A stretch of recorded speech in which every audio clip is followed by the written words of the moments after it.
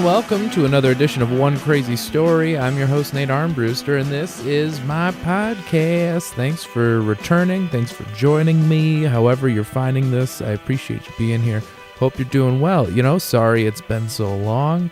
I got crazy busy, and life happens. So now I'm back attempting a new episode from my new apartment. Yes, one big thing that's happened, and part of the reason I kind of stopped doing this for a little bit was because of the move and everything. But yes, moved into a new apartment. I'll have more on that in another episode. But I'm just kind of getting back into this. So this is it. It may sound a little different. I found a different type of setup. A new place means that I got to find a new place to record, and this is just now live from the bedroom. Yes, I've upgraded from my previous recording location. My last apartment, I had a setup in the closet, but this new place actually doesn't really have a situation like that. We have a very small closet, and it is full. So no room for a microphone, but now I'm just in the bedroom. There you go, live from the bedroom. I've upgraded and I've improved my recording space, I guess. I don't know. I don't think it sounds too bad. We're in a kind of a little off the street, so I don't think any nearby or passerbyers, passerbyers, what the fuck? What am I saying? But I don't think the microphone will pick up any street noise or anything going on outside. At least I hope not. I want to create a good listening experience for you. I guess this is it. So this is it. We recording? Yes? Good. Okay. I'm kidding. There's nobody here. It's just me, dude alone in his bedroom recording a podcast. Good God, I need some friends. Don't you love that, though, when people go, oh, are we recording? And they leave that shit in. I hate that. I hate that so much. They do it in rap music, too, sometimes. Like, yo, turn my headphones up. It's like, dude, you're recording, okay? I mean, there's a lot of money behind the production of this, and you're going to waste... You're telling me you don't know? You don't have the headphones set? I'm just a podcaster, and my headphones sound great. Everything sounds great. So what's new? What's new with me? I just got back from Grand Rapids, Michigan, where I got to open up for one of the funniest people I know, Ryan Hamilton. Yes, he's great. Super funny comedian. Great comedian. Great dude. I've had the opportunity to open for him a few times this year on this current tour he's doing, and it's been a lot of fun. It's a really cool experience. It's a big room. He's playing a lot of theaters and stuff, so I've gotten to play some bigger rooms thanks to him, and it's been a lot of fun. A different experience, and I've been enjoying it. Grand Rapids on Friday was the last one I did with him, and it was a blast. I currently drive a 97 Mazda pickup, right? It's like a Ford Ranger. Think of a tiny, pickup truck, but it's a 97, so it's very dangerous, and I probably shouldn't be driving it, especially the distances I've been driving it. Like, I live in Chicago, so it's perfect for around the city. Somebody, you just don't care. It's like somebody can hit it. It's fine. If it gets towed, I'm like, keep it. It's not a big deal. I don't want a car payment. I'm not paying high insurance on this thing. I don't want, I don't need it. And I'm on the road a lot, and this thing is it's gotten me point A to point B, and it is a lifesaver. Although last winter I spun out in a horrible snowstorm, and this car weighs like 100 pounds. It shouldn't be driven in the snow considering how old it is. It's like rear wheel drive. If I hit any ice, I'm gone, right? Like, I am just done. And I had a horrible experience on some. It wasn't even black ice; it was just ice. We knew it was there, It's just everybody's trying to drive as safe as you can, and I ended up spinning out, and it was terrifying, right?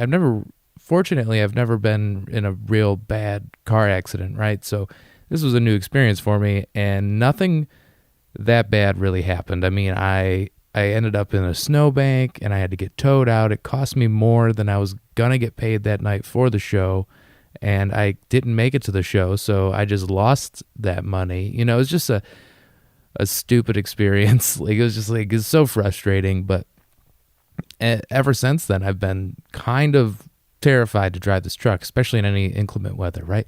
Inclement weather, big word. Thank you. I've never said that, and I've never used it correctly, at least. I've never, look at this, everybody. We're learning. I'm expanding my vocabulary live on the podcast. Thanks for listening. So ever since then, I've driven so much in my life. Like, I've put in, I wish I kept track of every mile or the amount of hours I've driven or spent driving a car, because it's got to be higher than, it's like a trucker lifestyle, driving for stand up and stuff. You spend so much time in the car, and I pride myself on being a good driver. I'm a pretty safe driver. I think that's why I've had good luck not getting in an accident. But this truck has changed everything, right? So now, for the first time in my life, I'm scared to drive, or a little more nervous, right? Like, I'll think twice about taking it out if I have to go somewhere, things like that. And now that the weather's getting kind of questionable, I just think twice about using it. And sometimes, though, for like a show like I had with Ryan in Grand Rapids on Friday, that's all I had scheduled for the weekend, right? I just had this Friday night, I had Saturday off, and like an hour before I'm going to leave for the show, another club called. They needed somebody last minute for Saturday only. And I was like, well, absolutely, I got this, right? So I'm excited, right? I double my money. I have work Friday and Saturday, and everything's looking good, right? It's going to be a great weekend, a couple of great shows, a couple of great comics, and it got me going, right? I'm all excited, and I'm ready to go. And but the distance from gig to gig was far enough for me to go, I don't know what it's going to be like on Sunday weather-wise. I don't know. I didn't want to push my luck and, end up having to drive the truck 5 hours in snow and just be terrified. I just wanted to relax, I get pretty anxious about driving this truck in bad weather. So I just, for peace of mind, I was like, you know what? I'm having a good weekend. This is going to be good. I can rent a car. I can get away with renting a car for 2 nights, right? Just 2 nights. That's all I need it for. So that's exactly what I do. I get online, I rent the car, I go, and as soon as I get to Grand Rapids, like when I say I got off the freeway and my phone goes off and it's a text message from the next show. They're like, we don't need you anymore. Sorry, mix up, whatever. And which is fine, not a big deal, right? I booked it 3 hours ago. So, it's like, yeah, it's fine. But also, I fucking rented this car for 2 nights or whatever, and now I gotta figure out. Yeah, it was just annoying, right? And luckily, I only paid for the day, obviously, which makes the most sense. But I can totally see showing up and they're like, no, you got to pay for all 3 days. This was you reserved it for. You know what I mean? Like, I just know in my life that would happen. So, but luckily that wasn't the case. So now I got to return the car, and it was just a waste of time. I could have driven the truck because it was just to Grand Rapids and back. It wouldn't have been a big deal. So now I'm all whatever, right? And I just can't escape the anxiety. It's so funny. Like, as soon as something happens, it's like, oh, hey, worry about this. And it's easy to find shit to worry about. Anybody can, right? We all have shit we worry about, but like, it's so easy when it was just a little thing like that, where it's like, yeah, of course you're only going to have to pay for a day's worth of the rental car, right? Because you rented it for 3 days, but you only used it one. Like, why would they charge you more? Like, it makes the most. But the whole drive back, I'm like, God damn it. Just, I made my life much harder when I thought I was going to make it easier. And it's just, I'm an idiot. You just feel like a moron. But it was fine. It was fine. It was actually but the nice thing is I still had a pleasant drive, right? Brand new car, basically. That's the one thing I like about rent. Renting a car is like the most ideal thing, I think, when it comes to travel. Like, it's perfect because it's safer than my car. It's better, more reliable, better gas mileage for sure. And I was like, this is the way to do it. It's like, it's so much better, and it's not flying. You don't have to deal with anybody. And I got a brand new car. It only had 300 miles on it when I got it. So, it hasn't been messed with, nobody, you know what I mean? Like, unless somebody did something in the first like first two rentals or whatever. But I was one of the first people to drive this thing. And I'm cruising. I felt great. You just knew you were in a brand new car. Something about that new car smell, man. Oh, another thing, the hotel that I stayed at, right? I pull into the parking structure, and I'd actually stayed at this hotel before, right? So I knew where to go, what it was doing. But I pulled into the wrong garage, the wrong parking garage, and I was like, but at first I was like, I think this is the wrong garage. So I asked, I'm trying to check in. They can't find my reservation. Weird mix-up. So I ended up doing the show first, then checking in. It worked out fine. We've got it figured out. But as I'm checking in, I was like, what about parking? It was like $24 for the night is what the sign said. And I parked in the other Marriotts. There's two Marriotts right next to each other. It's fucking stupid. It's so annoying. One's a JW Marriott. The other's a Courtyard Marriott. They're both Marriotts. What's the difference? There can't be that much of a difference. Toilet, two beds, right? That's what every hotel room is, unless you're in some crazy suite, right? I can't believe there's any difference, especially between Marriotts, So this front desk person is calling the other Marriotts. Maybe they got your reservations. Maybe I'm at the wrong hotel. And I was like, yeah, it could be, whatever. So she's calling everybody, and no luck. And I say, well, I think I actually parked in the JW Marriott's garage anyway. How can I fix that or whatever? And she's like, I don't know. You have to talk to them about, pay, maybe, or just leave it there or whatever. And it got, after the show went out, and it got too late where I was like, fuck it. I'll just leave the car there. And I don't even know the price because I didn't go into the JW Marriott, right? I don't know. And I didn't talk to them about it. And what were they going to do? Let me out for free? I mean, maybe I probably should have asked now that I think about it. But yeah, I just pull up to the thing, right? You put your ticket in and it just pops up on the screen, $48 for not even 24 hours, mind you. This was I maybe got there at 6 p.m, checked out at like 11 the next day. Maybe even earlier. No, it was earlier than that. Less than 24 hours, it cost me $48 to park in this fucking garage. I was so angry. Just the nice cherry on top before I even knew I could return the car without paying for all 3 days or whatever. So that's a little glimpse into my world. And the thing is, it's all my fault, and it's also, none of it's a big deal. But I just let it ruin every little, and it was such a good weekend, right? I had a great show with a great comedian. You can't ask for a better night, right? It was so much fun, and here I am worrying about my rental car. Oh, that's life for you, kids. Jeez.